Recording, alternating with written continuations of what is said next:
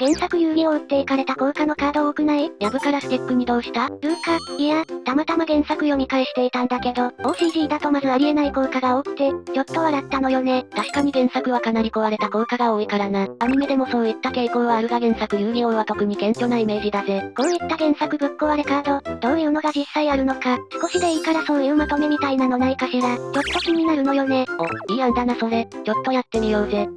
今から作るの？ああ、ちょっと興味湧いたしすぐ作ってみようと思うぜ。なら私はそれを見てああだこうだ言おうかしら。暇だし。さすがレイム、そうこなくっちゃな。じゃあ今回は原作最強カードを私の独断と偏見で、10枚、まとめて紹介するぜ。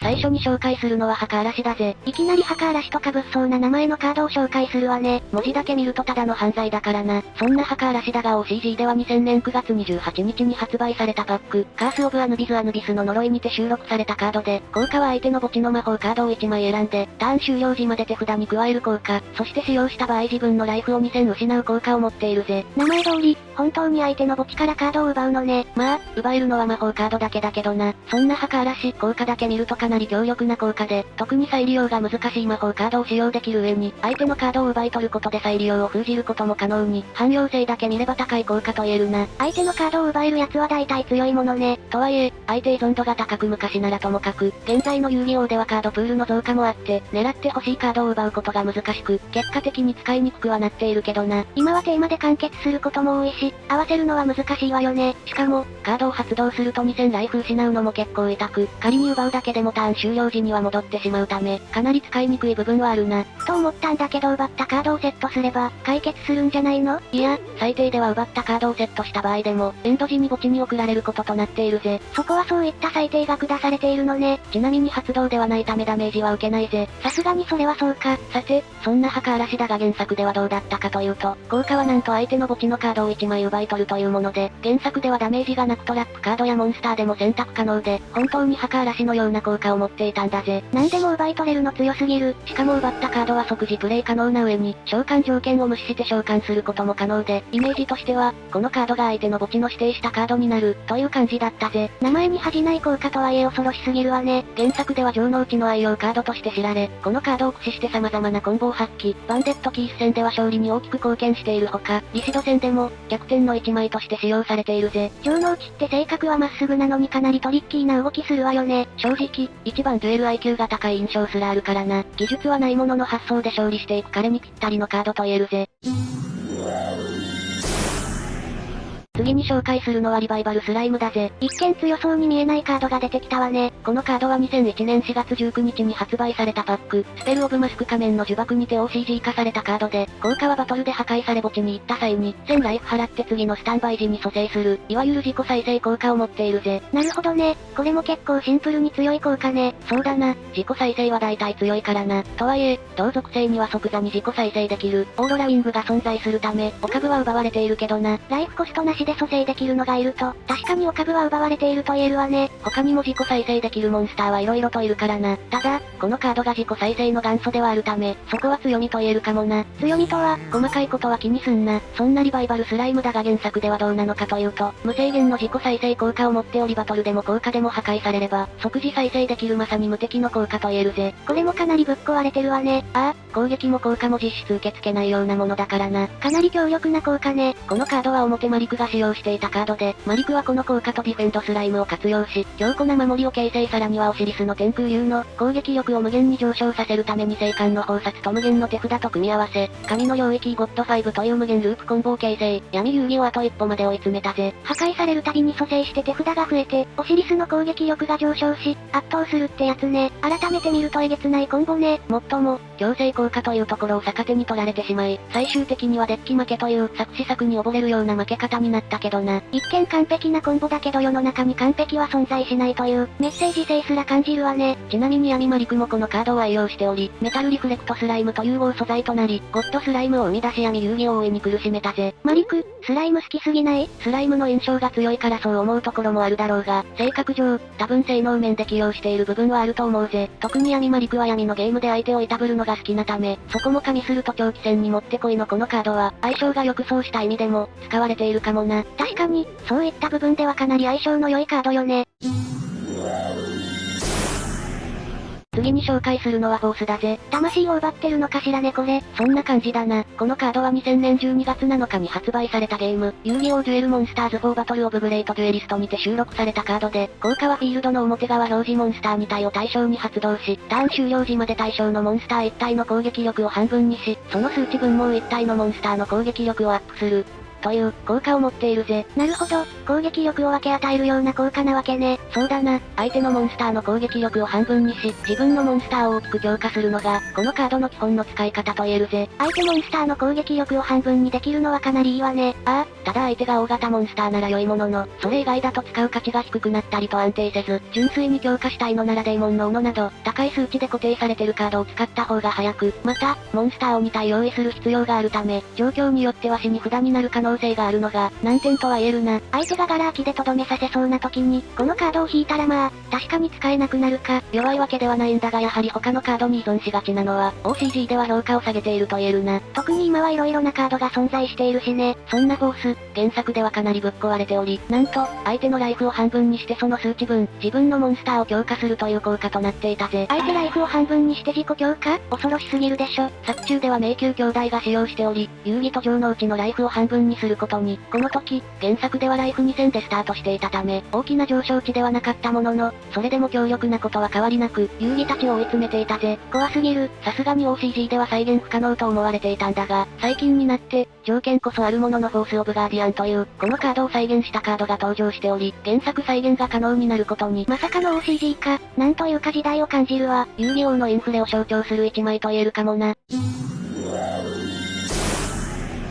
次に紹介するのは銀幕のミラーウォールだぜ。何これ氷山？名前でわかるだろ巨大な鏡だぜ。このカードは2000年9月28日に発売されたパック、カースオブアヌビスの呪いにて収録されたカードで、効果はこのカードがマジックトラップゾーンに存在する限り、相手の攻撃モンスターの攻撃力は半分になるという効果。その代わり、スタンバイ時にライフを2000払う効果を持っているぜ。維持できればかなり強いけどライフコストが重くのしかかる。そんなカードのようね。そうだな。攻撃モンスターを無条件に半分にできるのは、防御カードとしては強く、自身が最上級モンスターを展開すれば、大抵のモンスターから戦闘破壊されなくなるという、かなり強力な効果なのだが、ライフコストが非常に重く、どうしても使いにくさが目立つカードと言えるな。単純計算3ターンしか維持できないし、仮に維持しても相手に破壊されたら意味ないものね。ただ、フリーチェーンのカードではあるため、相手のバトルに際して効果を発動することも可能で、コストを払わずに破壊すれば使い切りのカードとしても使用可能に、そのあたりの融通は効くため、まだ使いやすい分類とは言えるな。そっか、そういう使い方もできるわけか。ああ、何もずっと維持しなければいけないというわけではないぜ。そんな銀幕のミラーウォール原作ではどんな感じかというと、大元の効果こそあまり変わらないものの、ライフコストが存在しておらず、破壊されなければ無限に発動することができる、カードとなっていたぜ。この性能で維持コストがかからないのはかなり強いわね。しかも、攻撃も封じれたからな。まあここは一長一短だが、やはりライフコストがかからないのはかなり強く、作中では前が遊戯相手に使用していたものの、長らく維持しつつ、無理やり攻撃させる誘惑のシャドウとのコンボで、遊戯を追い詰めていたぜ。強制的に攻撃力を半分にして返り討ちにしていく、さすがのコンボね。ちなみにあちらでもかなり強力なカードと評されており、前曰く数百種類あるトラップカードの中でも最高のレアカードなんだとか。見た目も性能も確かにレアカードと言えるわね。ちなみに作中で初めて登場した永続トラップカードでもあり、いわば元祖と言えるカードでもあるぜ。原作性能だけ見るとまさに原点にして頂点って感じのカードね。次に紹介するのは聖なるバリアミラーフォースだぜ。ミラフォじゃない久々に見たわねなんか。確かに最近はあまり見かけないカードとなっているな。そんなミラフォは2000年1月27日に発売されたパック、ボリューム7にて収録されたカードで、効果は相手の攻撃宣言時に発動し相手の攻撃表示モンスターを全て破壊する効果を持っているぜ。攻撃反応型のトラップといえばこのカードというくらい、かなり印象に残るカードよね。そうだな。登場時は採用するのが基本とされるほど、大きな影響を与えていたし多くのデュエリストが愛用したトラップカードと言えるな。OCG を大きく変えた一枚になったと言えるよね。一時期禁止カードになったりと大きな影響を与えていたし、今ではインフレも進んで見かけなくなってしまったものの、派生カードやサポートは登場しており、効果自体は相変わらず強力なため今でもたまに見かけたりするぜ。いざ引っかかるとかなり低体目にあるし、やっぱかなり厄介なトラップカードって印象があるわね。そんなミラフォ、実は原作では効果がこれ以上にぶっ壊れており、なんと、表示形式関係なく相手モンスターを全て破壊してしまい、さらには破壊したモンスターの攻撃力の合計割る2、つまり、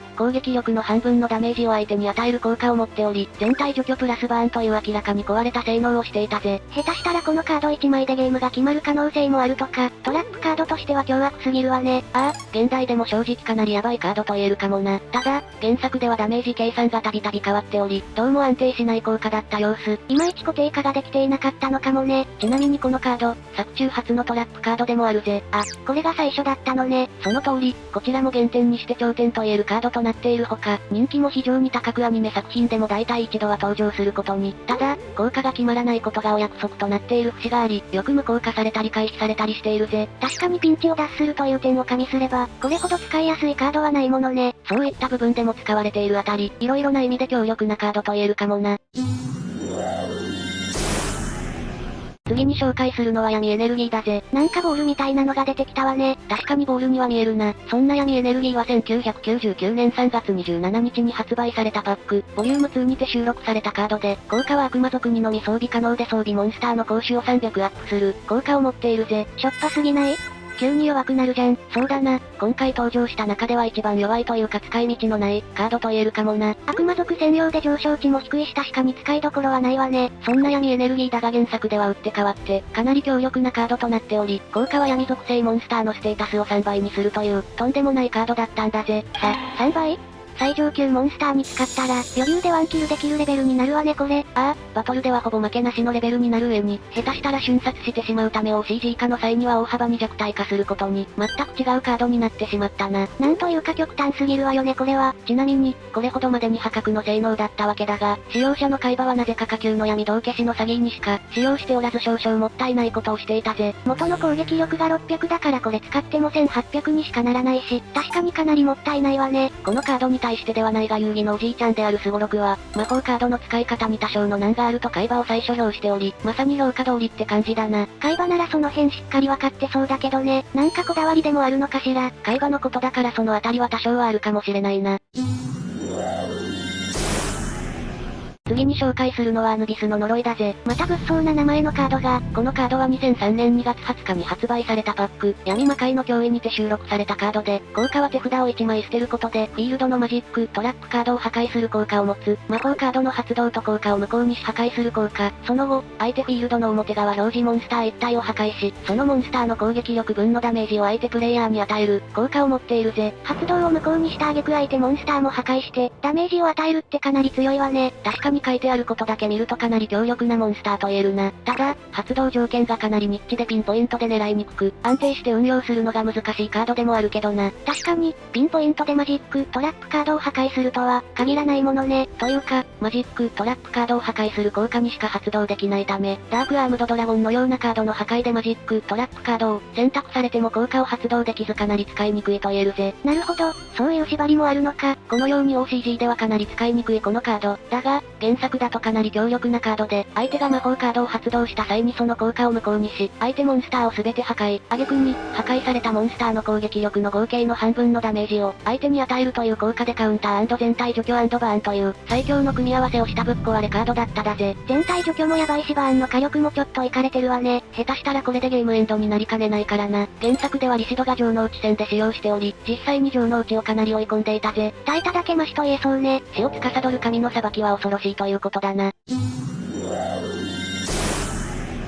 次に紹介するのは最終突撃命令だぜ。また物騒な前のカードね。このカードは2002年11月21日に発売されたパック、ガーディアンの力にて収録されたカードで、効果はこのカードがフィールドにある限りフィールドの全てのモンスターは、攻撃表示となってしまう効果を持っているぜ。名前通り、ひたすら攻撃してこいって感じの効果なのね。そうだな、シンプルな効果だがかなり影響力は大きく、まず、モンスターのセットや守備表示が当然できなくなり、守りに入りたいのにそれをできなくするというのが、大きいと言えるな。後手に回っていると本当に対応できなくなるって感じね。また、ゴブリン突撃部隊やスピアドラゴンなどの、攻撃すると守備表示になるデメリットを打ち消す使い方も可能なほか、他にも様々なコンボで活用することが可能に、さっきも言ったがシンプルながら様々なことに使える、カードと言えるぜ。明らかに捨て身の戦法のような名前のカードなのに、意外と賢く立ち回れるのは面白いわね。そんな最終突撃命令原作ではどんなのかというと、なんと、お互いにデッキから3枚カードを選んでデッキとし、それ以外を墓地に送った挙句お互いのモンスターは攻撃表示なるという、とんでもない効果だったんだ。完全に排水の陣じゃん。ああ、そういった意味でこのカード名が付けられたんだろうな。とはいえでしょ、かなりぶっ飛んだ効果になってたのね。これを CG でやってしまうと自分は大量の墓地肥やしが可能で、同時に手札交換カードなど相手に使ってしまうと、デッキ切れで即敗北もあり得ることに、モンスターで最後殴り合おうという話なのに、殴り合う前に勝てちゃうという本末転倒な状況も生まれるため、OCG ではこのあたりの効果は名残なく削除されることになったぜ。これは妥当だわ。ちなみに使用者は海馬でバトルして変の闇遊戯戦で使用。海馬は遊戯に勝つために色々と考えてこのカードを使用したんだが、遊戯に狙いを読み切られてしまい結果的に敗北に繋がることに、もっとも、このカードが悪いというわけではないのだが、結果的に海馬は突撃失敗に終わったというわけだな。変にうまいこと言わなくていいわよ。うまくないし。次に紹介するのは魔法除去細菌兵器だぜ。なんかさっきから物騒な名前が多いわね。作戦の次は兵器だからな。そんな魔法除去細菌兵器は2001年9月6日に発売された、遊戯王新デュエルモンスターズ2継承されし記憶の攻略本に収録されたカードで、効果はトークン以外の自分のフィールドのモンスターを任意の数リリースし、その数だけ、相手のデッキの魔法カードを選んで墓地に捨てさせる、効果を持っているぜ。なるほど、いわゆるデッキ破壊系のカードなのね。そうだな。しかもサルベージしづらい魔法カード専用のデッキ破壊のため、デッキによってはかなり刺さるカードと言えるぜ。もっとも、今は墓地でも効力を発揮する魔法カードも多く、そもそも、デッキ破壊にしてはコストが高く、何も考えずに使うと相手の手助けにしかならないため、正直、微妙と言わざる得ないカードと言えるな。最大で7枚墓地に送れるとはいえこっちのディスアドは変わらないし、確かにかなり使いづらさはあるわね。とはいえ、モンスターの展開は現代ではかなりしやすいため、使おうと思えば使えるカードって感じだな。好きで使いたいならそれなりに手段はありそうだしね。そんな魔法除去細菌兵器だが原作では海馬が使用しており、なんと、相手の手札、デッキから合計10枚の魔法カードを墓地に送るという、とんでもないデッキ破壊カードとして登場。分類はウイルスカードとなっておりノーコストで魔法カードを封殺できる点は、かなり強力だったと言えるな。魔法カードに限らずノーコストで10枚墓地送りは、さすがに強いわね。登場は、バトルして変の、海馬 VS 石津戦で、石津の主力カードをごっそり墓地に送ることに成功。追い詰める結果となったぜ。今更だけどなかなかにえげつないことするわね海馬。相手のデッキを削って自分はパワーカードでぶん殴るのが、海馬の基本戦術みたいなところがあるからな。そう考えるとぴったりのカードと言えるな。確かにね。とはいえ、このまま OCG 化するとさすがに大暴れするからな。かなり弱体化してしまったもののそれでも7枚は削れるため、いい調整だったんじゃないかなと今なら思うぜ。いつか再評価される日も来るかもしれないわね。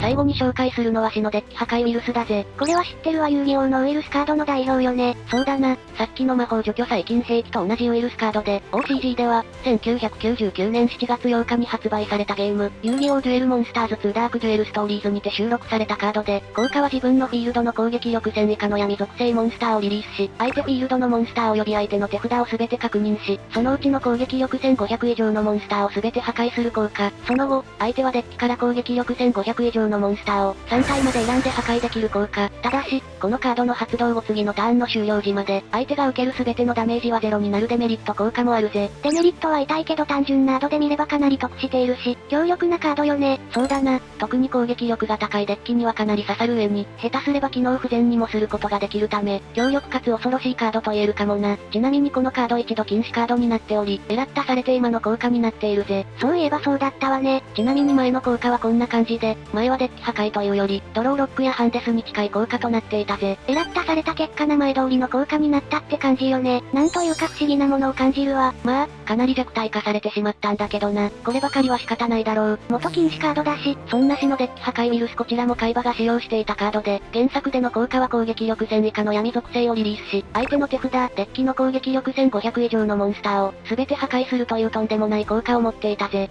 すべて？そうすべてだ。文字通りデッキ破壊効果だな。いやめちゃくちゃすぎる。決まれば相手はほぼ勝てないじゃないの。そうだな。特に海馬は1500以上のモンスターをよく使うし、相手の対抗手段を奪って自分は一気に潰しに行くってのが、海馬なりのやり方なのかもな。にしてもチートすぎるわね。魔法除去細菌兵器が可愛く見えてきた。こんな恐ろしい効果だが原作で海馬は3回も成功させており、相手を追い込んでいる一方、ペガサス戦では無効化された挙句この効果をコピーされてしまい、自分が食らって対抗手段がなくなるという事態に。確かに海馬がこれを食らったら楽に再起不能になるものね。また石津戦でも成功させているのだが、彼女は後に、現世と冥界の弱点を使用してデッキと墓地を入れ替えるため、これも逆手に取られることに。決まっても一筋縄ではいかないというわけね。そういうことだな。強力なカードゆえに、リスクも当然あるというウイルスらしい性質をしていると思うぜ。というわけで今回は原作最強カードを10枚紹介していったぜ。ルール整備ができていない時期とかもあるんでしょうけど、にしてもぶっ壊れた効果が多かったわね。そうだな。どれも OCG では間違いなく禁止カードになる、もしくは経験するだろうという効果ばかりだったし、この魔境みたいな世界で勝ち続けている遊戯たちは、改めて化け物だなと思うぜ。その遊戯が見てる限りで一番被害受けているしね。今回は尺の都合上10枚という形になったが、他にも強力な効果のカードが多く存在しているため、よかったらぜひ読んで確認してほしいぜ。では最後に恒例の、画像で一言。道を開けろ、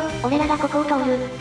どこの YouTuber だよ。みんなはどんなセリフが浮かんだ？よかったらコメントしてね。今こそ決戦の時、力の限りを尽くし勝利を勝ち取れ。最終突撃命令。